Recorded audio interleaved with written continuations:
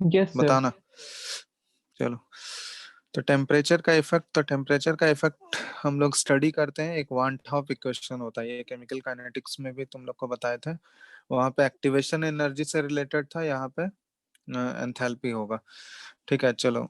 तो ये equation involve होता है log kp2 बाय kp1, ठीक है, is equal to delta H by, या delta H not standard change in enthalpy है, ठीक है, डिवाइडेड बाय 2.303 आर, और इधर हो गया 1/T1 माइनस 1/T2। ठीक है, तो ये इक्वेशन है, इस इक्वेशन को बोला जाता है वांट हॉफ्स इक्वेशन। तो इस वांट हॉफ्स इक्वेशन के थ्रू ही टेम्परेचर से रिलेटेड है इक्विलिब्रियम कांस्टेंट। यहाँ पे इक्विलिब्रियम कांस्टेंट केपी, ठीक है। तो हम लोग देख रहे हैं ये यहाँ पे T1 और T2, तो T2 is greater than T1, ठीक है। तो ये चीज है।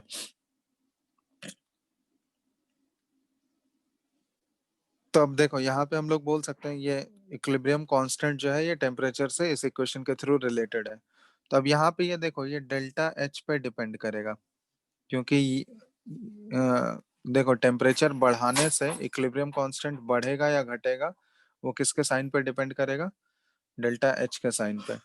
तो यहाँ पे दो केस बने, क्योंकि डेल्टा एच जो है दो पॉसिबिलिटी है उसका, या तो डेल्टा एच पॉजिटिव हो सकता है या तो डेल्टा एच नेगेटिव है। तो डेल्टा एच पॉजिटिव मतलब चेंज इन एंथैल्पी पॉजिटिव है, मतलब वो कौन से रिएक्शन, किस टाइप के रिएक्शंस के लिए चेंज इन एंथैल्पी पॉजिटिव होता है? एंडोथर्मिक या एक्सोथर्मिक? बताओ तो। एंडोथर्मिक। हाँ, एंडो, ये चीज ध्यान रखना, एंडोथर्मिक रिएक्शंस के लिए delta H change in enthalpy जो होगा वो पॉजिटिव होगा, और एक्सोथर्मिक रिएक्शंस के लिए डेल्टा एच का वैल्यू जो होगा चेंज इन एंथैल्पी वो नेगेटिव होता है। तो केस, फर्स्ट केस हम लोग कंसिडर कर रहे हैं, इफ डेल्टा एच नॉट जो स्टैंडर्ड एंथैल्पी चेंज है इज पॉजिटिव। तो पॉजिटिव है, इसका मतलब ये किस टाइप के रिएक्शन के बारे में बात कर रहे हैं हम लोग? Endothermic reactions. तो अगर ये endothermic reaction delta H positive दिया हुआ है मतलब एंडोथर्मिक रिएक्शन है। तो अगर एंडोथर्मिक रिएक्शंस के लिए अगर हम लोग टेम्परेचर इंक्रीज करें, एन इंक्रीज इन टेम्परेचर, तो टेम्परेचर अगर हम लोग इंक्रीज करेंगे, ठीक है, मतलब T2 ग्रेटर देन T1, तो इसका मतलब विल मेक K2 क्या हो जाएगा? K2 will be greater than K1 होगा।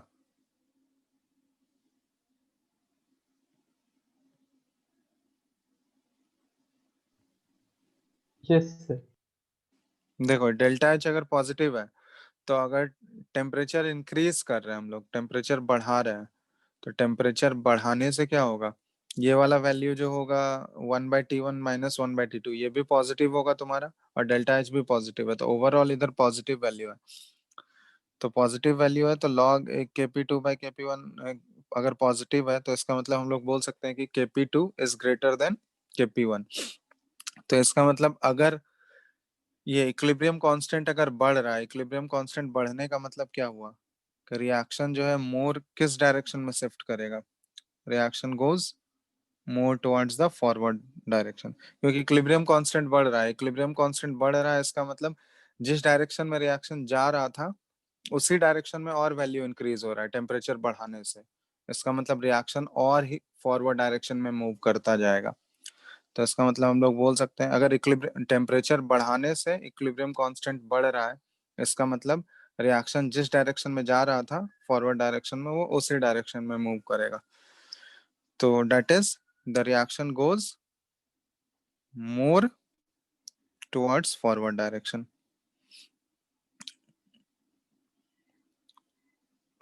मोर, सॉरी, मोर टुवर्ड्स है ना,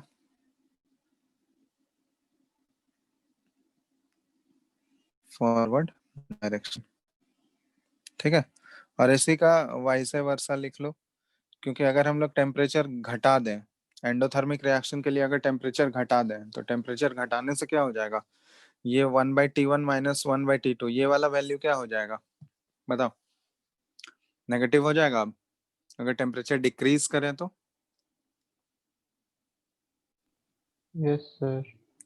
और ओवरऑल वैल्यू इस साइड का डेल्टा एच तो पॉजिटिव एंडोथर्मिक केस का ले रहा है, तो ओवरऑल वैल्यू नेगेटिव हो गया, मतलब K2 will be less than K1।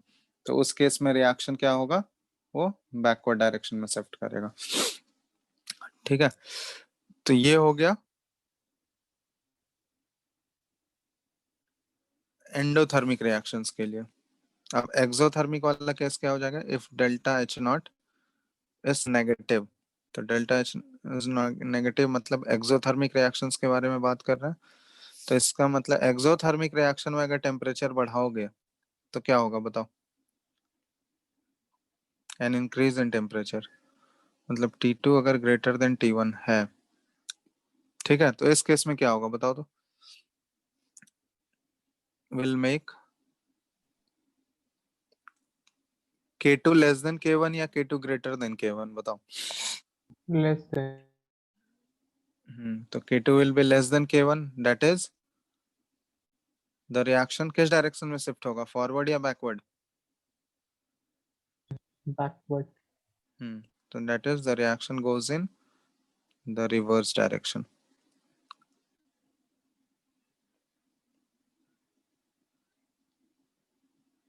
ठीक है, एंड वाइस वर्सा।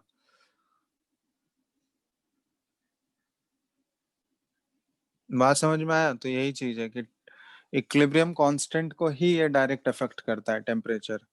तो इक्विलिब्रियम कांस्टेंट का वैल्यू ऐसे तो नॉर्मली हमेशा कांस्टेंट तुमको कंसिडर करना है, लेकिन अगर टेम्परेचर चेंज हो रहा होगा तो फिर इक्विलिब्रियम कांस्टेंट वो कांस्टेंट नहीं रहेगा, क्योंकि टेम्परेचर के साथ वो वेरी करता है। ठीक है, तो ये चीज ध्यान देना।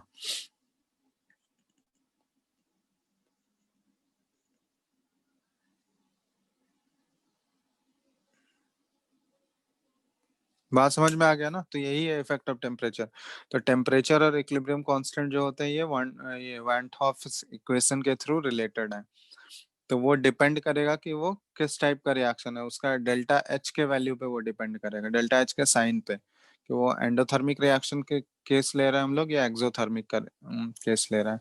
तो पहले वो कंडीशन चेक कर लेना कि इधर वो एक्सोथर्मिक के लिए बात किया जा रहा है या फिर एंडोथर्मिक के लिए।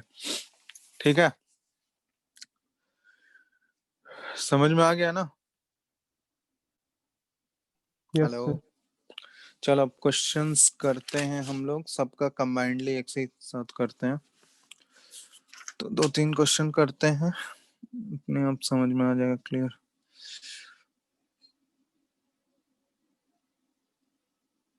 चलो सबसे पहला क्वेश्चन दे रहे हैं, an equilibrium mixture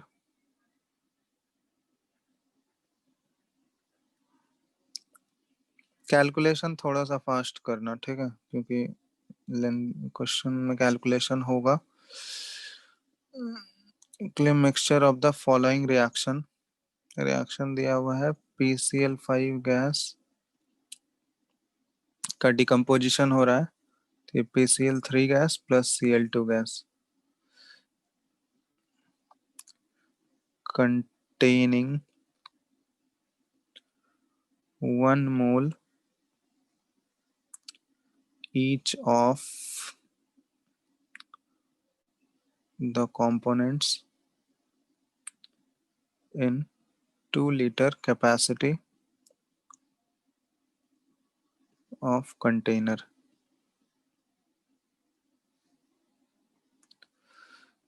After adding 2 moles of helium gas,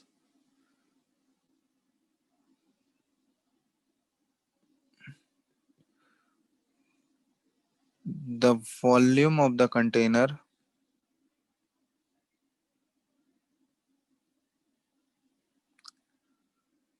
becomes 4 liter. ठीक है, calculate the equilibrium concentration of each reactants and products. चलो क्वेश्चन समझ में आया कि नहीं?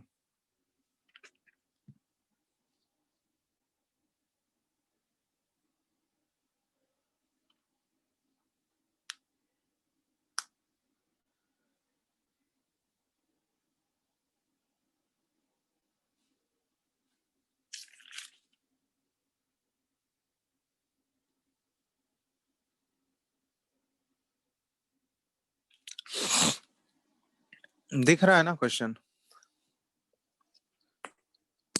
Hello, Yes. ठीक है बनाओ जल्दी, 5 मिनट का टाइम है, बनाओ आराम से।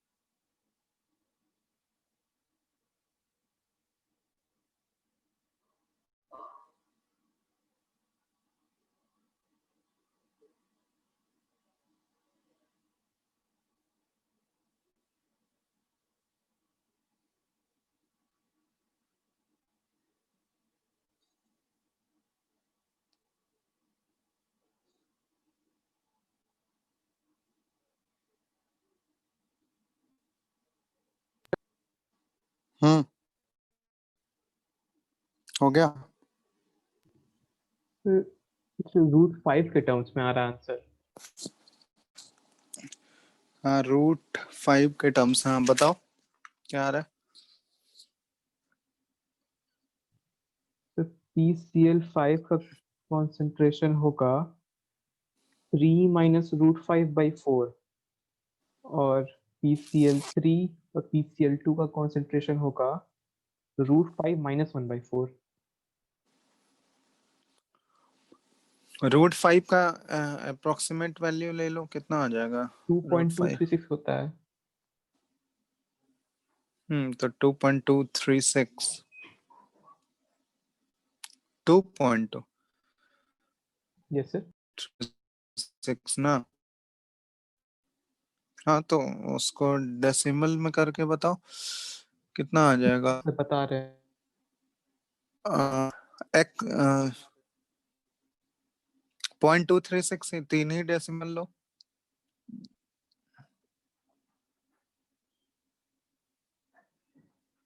तो ये जो PCl5 का कंसंट्रेशन है 1 माइनस 0.236।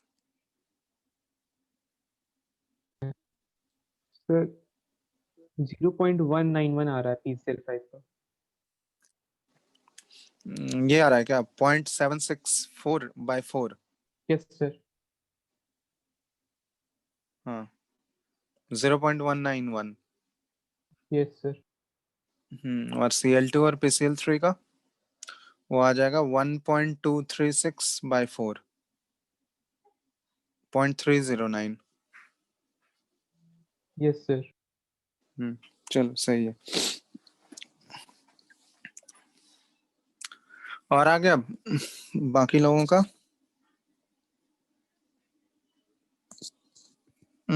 अद्वय no sir. नहीं आया आंसर। देखो इसमें करना क्या है, देखो हम जस्ट हिंट दे रहे हैं, कैलकुलेशन तुम लोग कर लेना।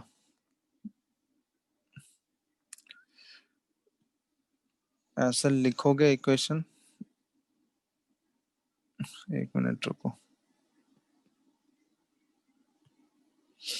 PCl5 गैस ये डिकम्पोज हो रहा है PCl3 प्लस Cl2। ठीक है, तो सबसे पहले इसका इनिशियली इक्विलिब्रियम पे ही है मिक्सचर। ठीक है, और सबका एक एक मोल इक्विलिब्रियम पे दिया हुआ है, तो उससे Kc निकाल लोगे क्या?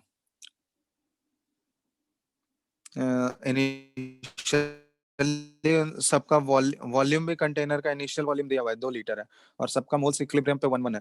तो पहले Kc फाइंड आउट कर लो। Kc क्या आ जाएगा? कंसेंट्रेशन ऑफ PCl3 तो 1 मोल है बाय 2, और Cl2 का भी 1/2 डिवाइडेड बाय पावर तो 1 1 ही रहेगा, और PCl5 का भी 1/2।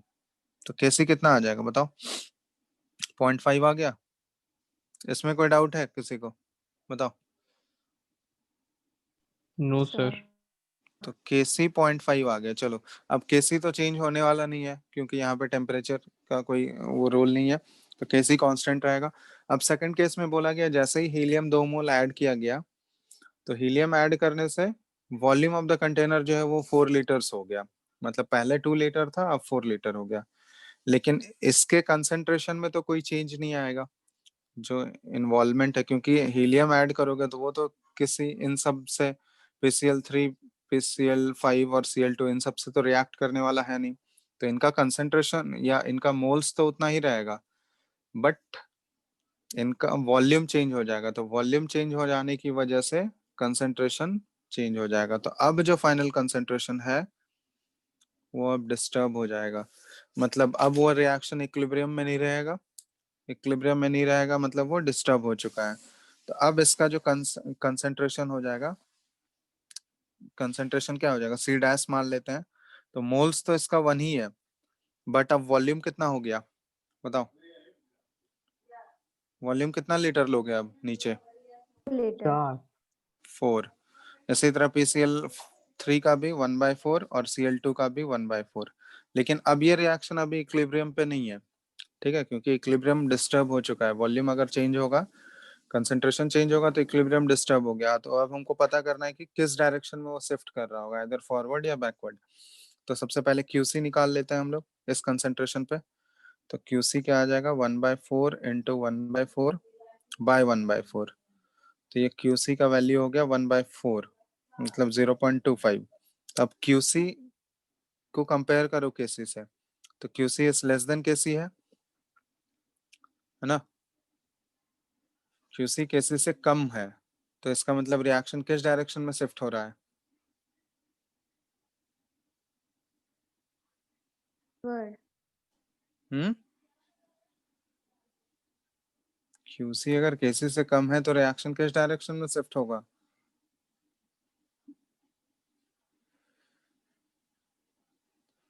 फॉरवर्ड या बैकवर्ड बताओ जल्दी से। फॉरवर्ड। Word forward. तो ये फॉरवर्ड हो गया। तो चलो अब फॉरवर्ड हो गया तो अब हमको एक्चुअली यहाँ पे अब कंसंट्रेशन, नया कंसंट्रेशन इक्विलिब्रियम पे क्या हो जाएगा? तो ये 1/4 माइनस एक्स है ना, एक्स कम हो गया इसका। अच्छा सॉरी, मोल्स के टर्म में लिख रहे हैं। तो ये मोल्स 1 था तो इसका मोल्स 1/x/4 और ये कितना हो गया 1 + x/4 और ये भी 1 + x/4 ये हो गया। ठीक है, अब Kc का एक्सप्रेशन फिर से लिखोगे। Kc क्या हो जाएगा 1 + x/4 का होल स्क्वायर और बाय 1 - x/4। और Kc का वैल्यू तो ऑलरेडी हम कैलकुलेट कर ही चुके हैं ऊपर, तो यहाँ पुट करके x क्वाड्रेटिक में आएगा। x क्वाड्रेटिक में सॉल्व करोगे यहाँ पे जो भी x का वैल्यू आएगा, x अगर आ गया तो उसके बाद तो नया कंसंट्रेशन PCl5 का आ ही जाएगा। PCl5 का क्या हो जाएगा 1 - x/4, तो x निकाल लोगे। उसके बाद PCl3 और Cl2 दोनों का कंसंट्रेशन सेम होगा इक्विलिब्रियम पे, ये 1 + x/4। तो कैलकुलेट कर लेना। यहाँ पे आंसर है, आंसर ये PCl5 का आंसर है 0.764/4 और PCl3 और Cl2 का आंसर है 1.236/4। ठीक है, तो कैलकुलेट कर लेना। चलो अब नेक्स्ट क्वेश्चन दे रहे हैं, क्वेश्चन नंबर 2 ये है।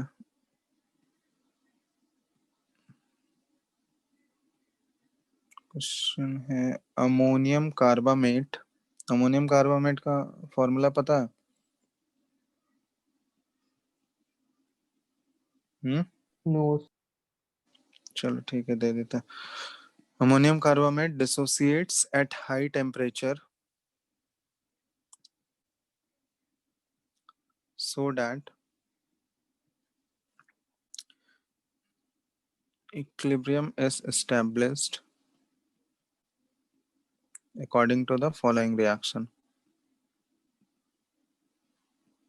So NH4 whole twice CO3. NH4 whole twice CO3 नहीं, according to the following reaction। ठीक है, ये रिएक्शन दिया हुआ है NH4 सॉरी NH2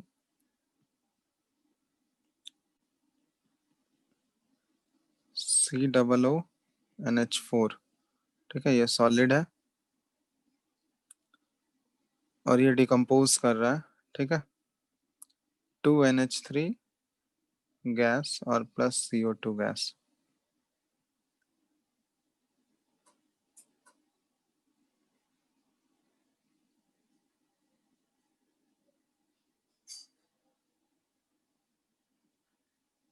ठीक है, हाँ क्वेश्चन दिया हुआ है एट द इक्विलिब्रियम। ठीक है, जैसे ही वो इक्विलिब्रियम पे पहुंचा, at the equilibrium NH3 gas is added so that the pressure of ammonia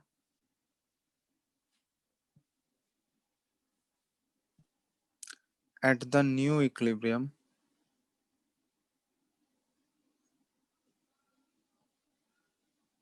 equal to the total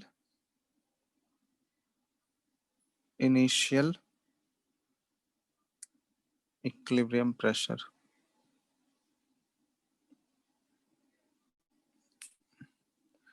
ठीक है, क्वेश्चन ढंग से पढ़ो। एट द इक्विलिब्रियम, जैसे इक्विलिब्रियम पे पहुंचा उसमें अमोनिया गैस ऐड किया गया, तो अमोनिया गैस ऐड करने पे जो नया इक्विलिब्रियम डेवलप होगा तो उस नए इक्विलिब्रियम पे जो अमोनिया गैस का प्रेशर होगा वो किसके इक्वल है, is equal to the total initial equilibrium pressure, मतलब इनिशियली जो इक्विलिब्रियम पे प्रेशर था वो उसके बराबर है। ठीक है, calculate the ratio of final equilibrium pressure to the initial equilibrium pressure.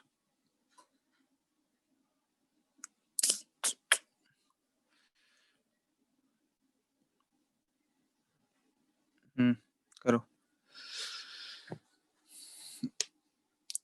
ठीक है, अच्छा क्वेश्चन है, बनाओ इसको।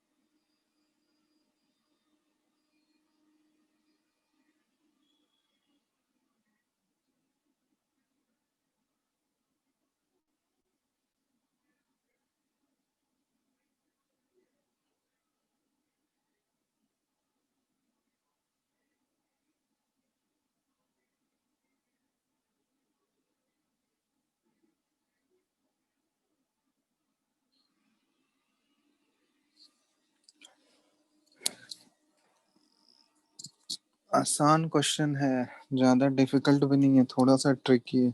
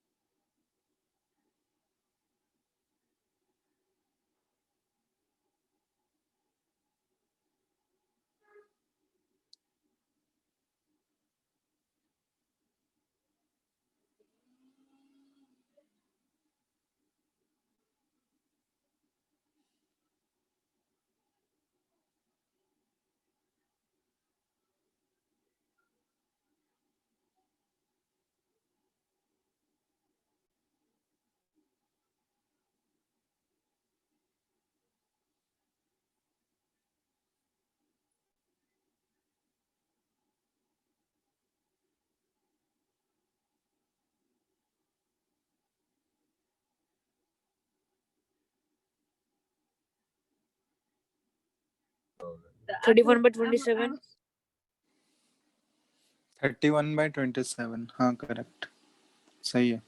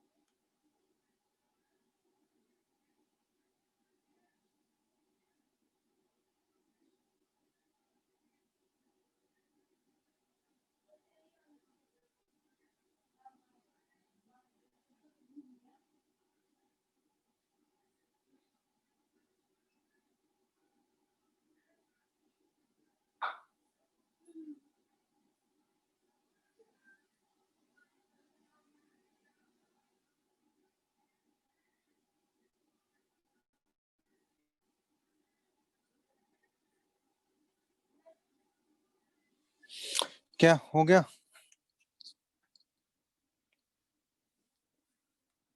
और बता बना? दीजिए सर।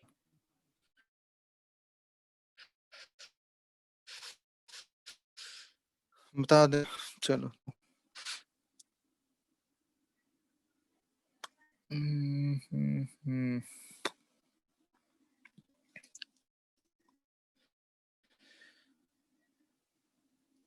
ये तो सॉलिड है, इसका प्रेशर पे कोई फर्क पड़ेगा क्या?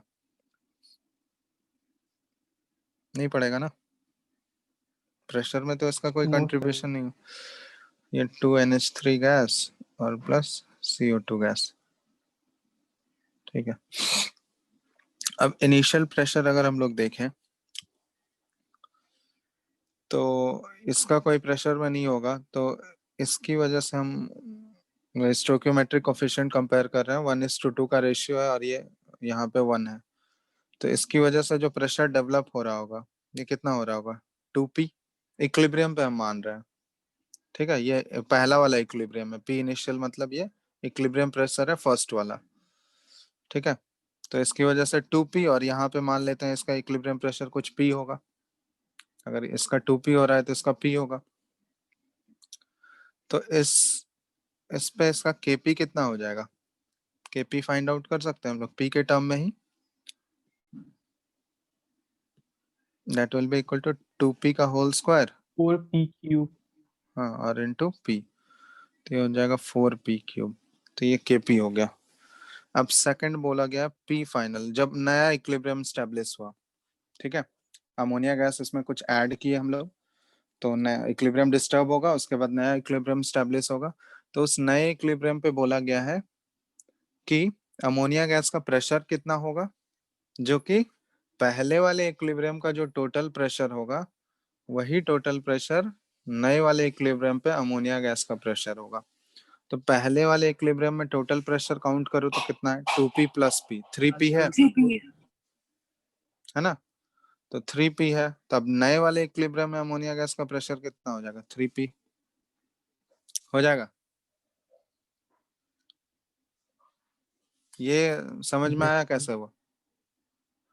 हाँ, तो नए वाले केस में नए वाले इक्विलिब्रियम पे अमोनिया गैस का प्रेशर 3P हो गया। अब यहाँ पे हमको CO2 का प्रेशर नहीं पता है, तो CO2 का प्रेशर मान लेते हैं पार्शियल प्रेशर CO2, ठीक है। तो ये हम लोग निकाल सकते हैं, क्योंकि Kp तो उतना ही रहेगा, Kp तो उतना ही रहेगा ना, Kp तो चेंज नहीं होगा। तो अब Kp का एक्सप्रेशन फिर से लिखोगे तो Kp क्या हो जाएगा, 3P का होल स्क्वायर और into partial pressure of CO2। तो ये Kp कितना था, 4p³ था, और ये हो गया 9p² और पार्शियल प्रेशर ऑफ CO2। तो यहाँ से पार्शियल प्रेशर ऑफ CO2 आ गया हमारा, कितना हो गया पार्शियल प्रेशर ऑफ CO2 बताओ, 4p/9, 4/9p, ठीक है। तो बस हो गया। अब नया वाला इक्विलिब्रियम न्यू इक्विलिब्रियम का टोटल प्रेशर पी टोटल कितना हो जाएगा? That is equal to 3p और plus partial pressure of total 3p plus 4/9p। तो ये दोनों ऐड करोगे तो ये हो गया 31p/9 या 31/9p नया वाला इक्विलिब्रियम का। और पहले वाले जो पुराना इक्विलिब्रियम है उसका टोटल प्रेशर तो 3p है। तो दोनों का रेशियो निकालना है तुमको। Equilibrium pressure of new equilibrium divided by P equilibrium of initial. तो ये कितना हो जाएगा? नया इक्विलिब्रियम का टोटल प्रेशर है 31/9p और पुराने वाले का कितना है? 3p है। तो 1/3p कितना हो गया रेशियो?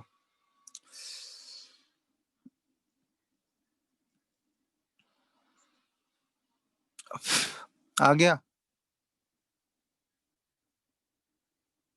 31/27।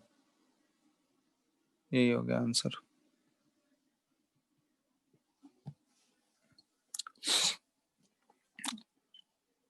आया समझ में? Yes sir. ठीक है, तो आसान ही क्वेश्चन था, मतलब थोड़ा सा ट्रिकी था, दिमाग लगाना था। ठीक है, समझ में आ गया ना सबको? चलो एक Yes, क्वेश्चन sir. और, एक क्वेश्चन और है। चलो, at the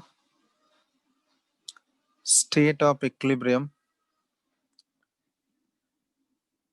in a 2-liter capacity of container of the following reaction: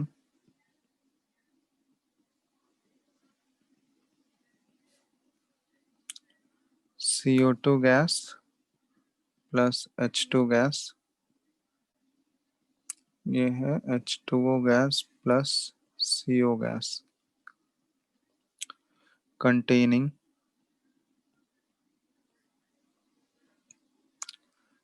2 mole each of every reactants and 3 mole each of every products. After addition of 10 moles of helium, the volume of the reaction container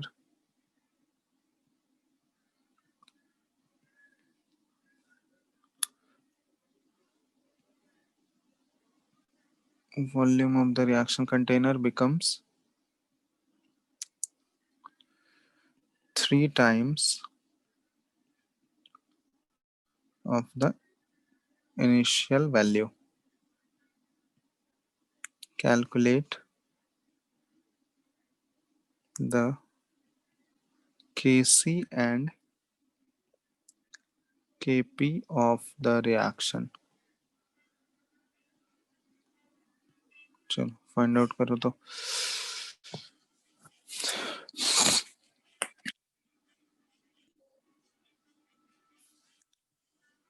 हाँ,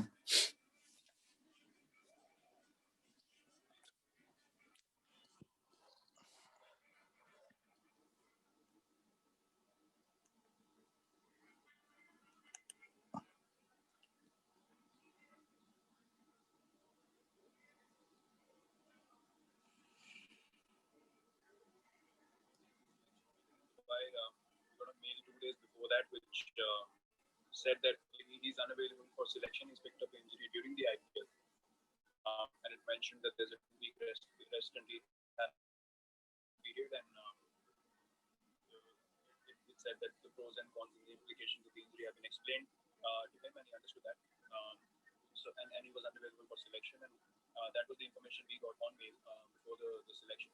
And after that, he played in the IPL, so we all thought that he's going to be on that flight to Australia, which he wasn't. and we had no information whatsoever on the reason why he's not traveling with us. And after that, the only other information officially we have received on mail is that he's in the NC and he's been assessed, and that he'll be further assessed on 11th December. So from the time that the selection meeting happened to the IPL finishing and now, when this email came about his assessment at the NCA, there's been no information. There's been lack of clarity, and we've been playing the waiting game on this issue for a while now, which is not ideal at all. So yeah, it's been very confusing and a lot of uncertainty and lack of clarity around the situation. Definitely would have increased the chances of both of them playing test matches. Someone like Saha, who also had an injury during the IPL, is here and doing his rehab with the team. So we are aware of his progress and he's on the right path to make sure that he's fit and available in time to play the test series. And same would have been the case with Ishant and Rohit as well. It would have given them a chance to get themselves fit and be available for the start of the test series. And yeah, right now there's so much uncertainty on whether they're going to be able to make it, if they're going to be able to make it at all or not. And it definitely would have been a तो bending पूरा of 9/4 होगा. them getting fit if they were here and doing rehab. 9/4 KP और केसी. Yes sir. सही है.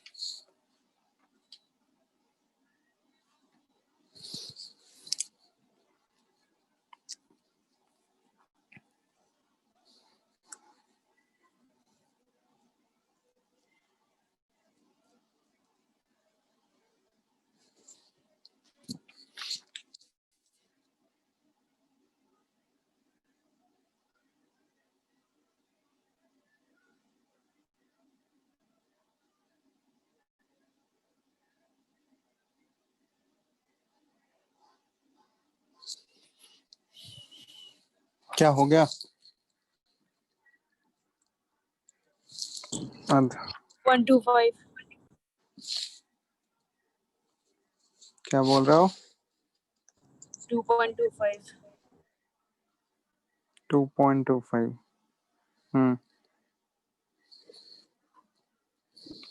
चलो, बताना नहीं है ना इस क्वेश्चन को,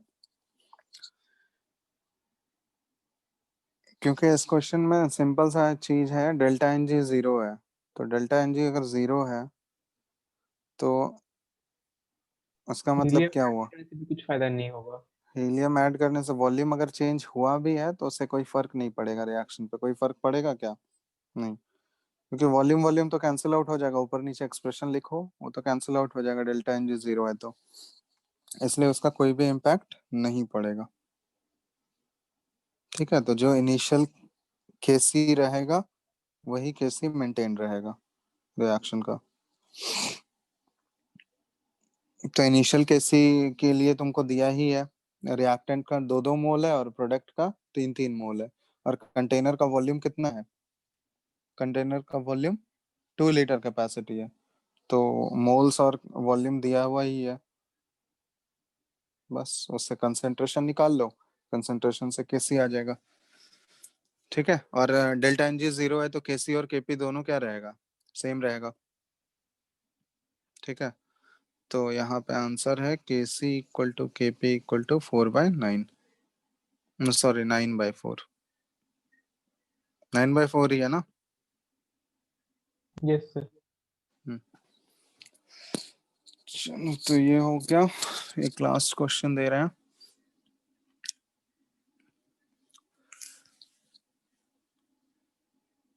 क्वेश्चन है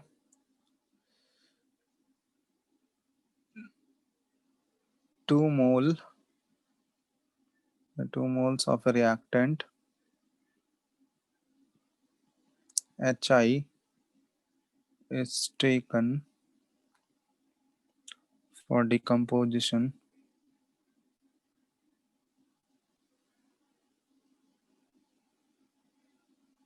as follows: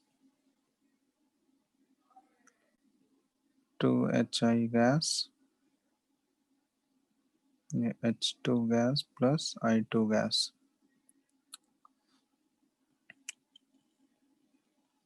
At the state of equilibrium,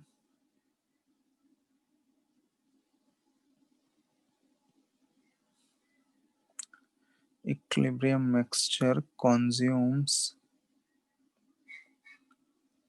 5 liter of 0.2 molar Na2S2O3 solution for consuming the I2 present at equilibrium.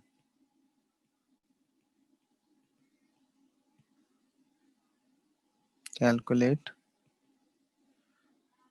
अच्छा सॉरी, ये कंज्यूम नहीं है, रिक्वायर्स होगा, requires. Calculate the Kc of the decomposition reaction and also calculate its Kp.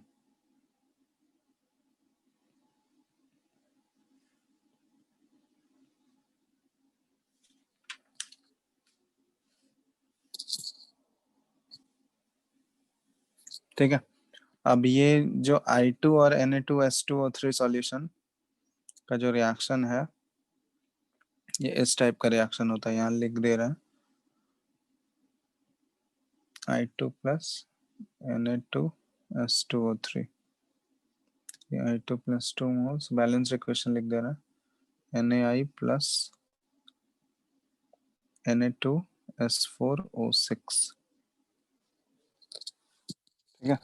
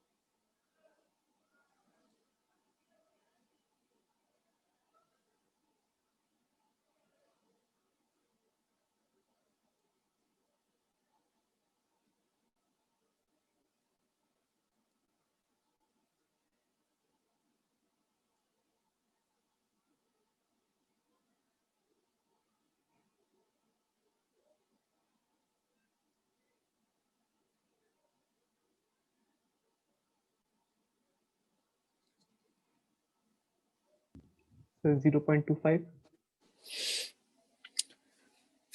0.25.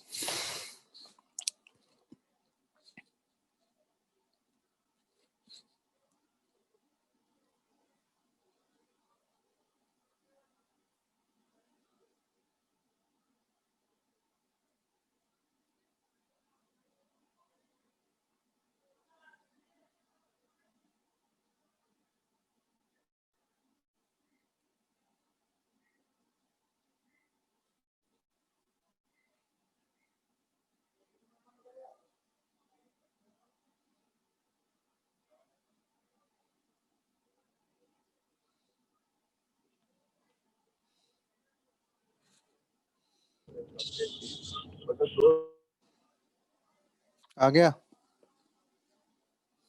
Hello, आ गया? 0.25 1/4 है बता answer. दीजिए। अद्वय, तुम्हारा आ गया?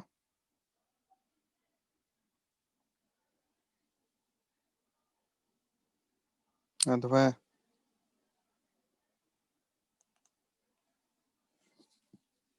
क्या नहीं है क्या ये? अद्वय, सर आवाज आ लिस्ट रहा तो है? है, सर आवाज नहीं जा रहा होगा। अद्वय, No, sir. चलो देखो, इसमें कुछ है नहीं, सिंपल ही है।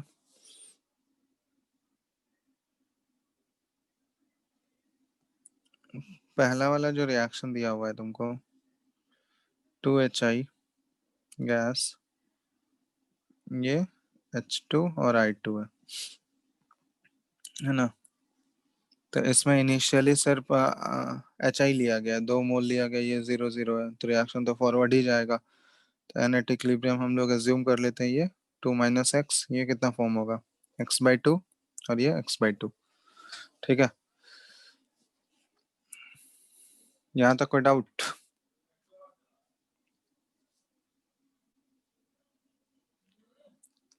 सर वॉल्यूम दिया हुआ है क्या इसमें? नहीं दिया हुआ है। डेल एन जी हाँ, 0 है। अच्छा, requires 5, sorry, del N G 0 है तो वॉल्यूम तो जरूरत भी नहीं पड़ेगा। ठीक है, मान लेते हैं कंसंट्रेशन एट इक्विलिब्रियम, वॉल्यूम कुछ भी मान लो, वो कैंसिल आउट हो जाएगा ऊपर नीचे। तो 2 - x/v मान लेते हैं, ये x/2v हो जाएगा, क्योंकि कंसंट्रेशन तो चाहिए ना हमको Kc निकालने के लिए। ठीक है, तो यहाँ पे Kc देखो, Kc का एक्सप्रेशन पहले कर लेते हैं हम लोग। Kc x के टर्म में क्या आ जाएगा, x to 2v का whole square divided by 2 - x/v का होल स्क्वायर। तो ऊपर नीचे v स्क्वायर कैंसिल आउट हो जाएगा। ये क्या हो गया, सिंप्लीफाई कर लो इसको, x/2 - x का होल स्क्वायर इंटू 1/4 आ जाएगा। ठीक है, चलो अब देखो, अब जो इक्वेशन दी है यहाँ पे I2 कितना प्रोड्यूस हुआ है, x/2। I2 प्रोड्यूस कितना हुआ है, I2 का कितना मोल्स प्रोड्यूस हुआ है क्वेश्चन में देखो, x/2 मोल्स प्रोड्यूस हुआ है ना। तो अभी ये इक्वेशन देखो, I2 कैसे कंज्यूम करता है, ये Na2 सोडियम थायोसल्फेट है, ये उसके साथ कैसे रिएक्ट करेगा, Na2S4O6। तो यहाँ पे देखो, इक्वेशन से देख सकते हैं हम लोग स्टोइकियोमेट्रिक कोएफिशिएंट से कि 1 मोल I2 को कंज्यूम करने के लिए 2 मोल हमको सोडियम थायोसल्फेट चाहिए, Na2S2O3। तो मतलब अगर I2 x/2 मोल है तो x/1 के लिए 2 चाहिए, तो x/2 के लिए कितना चाहिए बताओ। तो moles moles of Na2S2O3 required, ये x के टर्म में कितना हो जाएगा, x/2 × 2, ये होगा ना, मतलब x मोल्स चाहिए। Yes sir. और क्वेश्चन में दिया गया है कितना, क्वेश्चन में दिया ही है वॉल्यूम इनटू मोलैरिटी, मतलब मोल्स, ये x का value according to the question देखोगे कितना दिया हुआ है। 0.2 into 5। हाँ, तो 5 लीटर है ना, सॉरी 5 क्या दिया हुआ है 5 क्वेश्चन लीटर है, में, 0.2 m है। हाँ 5 लीटर और 0.2 मोलैरिटी, तो मोल्स ही आ गया, मोल्स वॉल्यूम इनटू मोलैरिटी। तो ये कितना हो गया, x का वैल्यू यहाँ से आ गया 1, तो x आ गया तो अब Kc तो निकाल ही सकते हो, x का वैल्यू पुट कर दो तो Kc आ ही गया।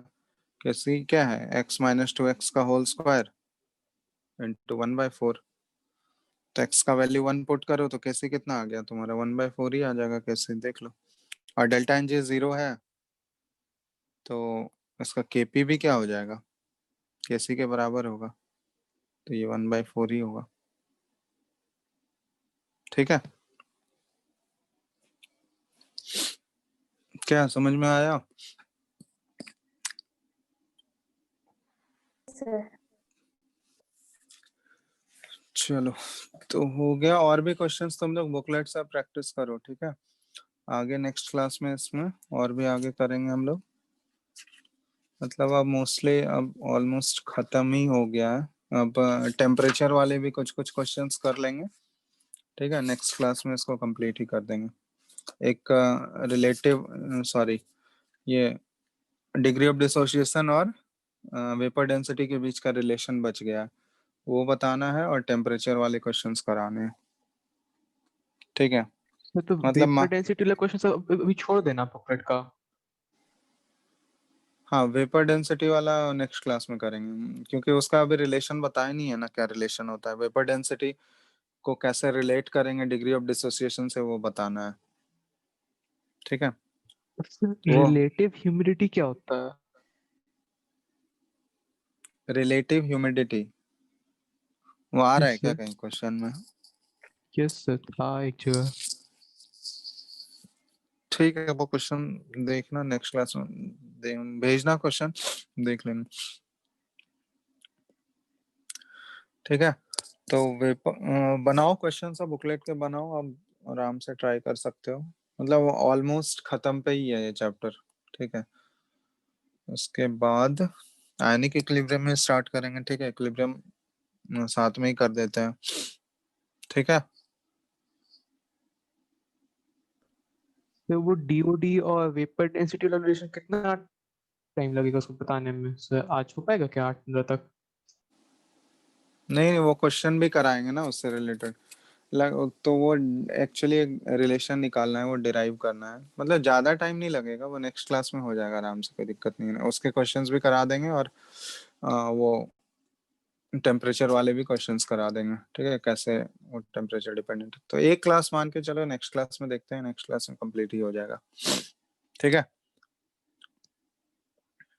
नेक्स्ट क्लास में खत्म हो जाएगा, तो उसके बाद हम लोग आयनिक इक्विलिब्रियम स्टार्ट कर देंगे,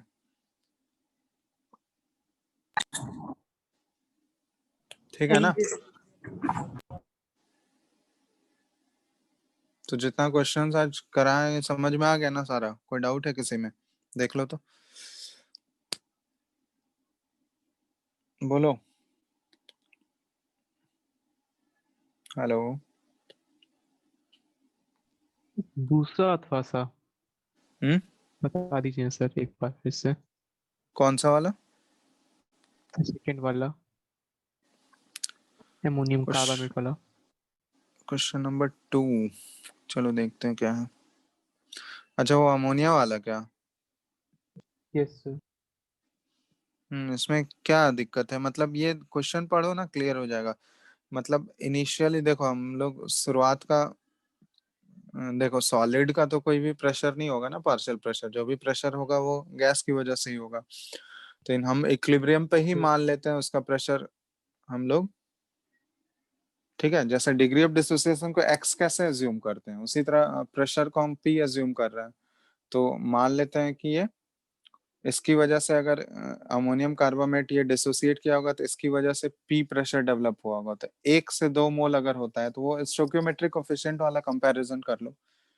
तो इस ये अगर डिकम्पोज कर रहा होगा तो प्रेशर उसका कितना डेवलप हो रहा होगा, 2p। और ये इक्विलिब्रियम पे ही अज्यूम कर रहे हैं हम लोग, ठीक है। क्योंकि इनिशियल लेने का कोई मतलब नहीं है, डायरेक्ट इक्विलिब्रियम पे ही हम लोग डील कर सकते हैं उसको। तो इक्विलिब्रियम पे ही टोटल प्रेशर हम लोग 2p ले लिया अमोनिया का। तो उसी टाइम पे CO2 का कितना, अगर अमोनिया का प्रेशर 2p होगा तो CO2 का प्रेशर कितना होगा, उसका आधा होगा, क्योंकि 2:1 का रेशियो है ना। Yes sir. तो उसका p हो जाएगा। तो kp कैलकुलेट कर लिए p के टर्म में ही, तो kp आ गया। वहां से आप क्वेश्चन पढ़ो, क्या बोला गया कि जो उस अब इक्विलिब्रियम में क्या है, कुछ अमोनिया ऐड किया गया, तो उसके कारण इक्विलिब्रियम डिस्टर्ब होगा। और उसमें बोला गया है कि नया जो प्रेशर अमोनिया का होगा, नया इक्विलिब्रियम पे जो प्रेशर होगा वो पुराने वाले इक्विलिब्रियम के टोटल प्रेशर के बराबर है। तो पुराने वाले इक्विलिब्रियम का टोटल प्रेशर क्या है, 2p + p 3p, यही है ना। Yes sir. तो अब नए वाले इक्विलिब्रियम कोई पे अमोनिया केपी को का, इक्वेट करती है। हाँ, तो केपी तो दोनों के इसमें सेम ही रहेगा ना, सर इक्विलिब्रियम चेंज हुआ, केपी तो चेंज नहीं होगा ना, तो केपी को इक्वेट कर दी। वहां पे पार्शियल प्रेशर CO2 निकालना था, तभी तो टोटल हम लोग नए वाले पे निकाल पाएंगे, तो उसको केपी से इक्वेट कर दो, तो उन दोनों का रेशियो निकाल, ठीक है। Yes sir. चलो चलो, तो और भी बनाओ, बुकलेट से क्वेश्चन सब बनाओ, ठीक है। आगे नेक्स्ट क्लास में करते हैं हम लोग। Thank you, sir. चलो, thank you. Yes, sir. Thank you sir. ठीक है, थैंक यू।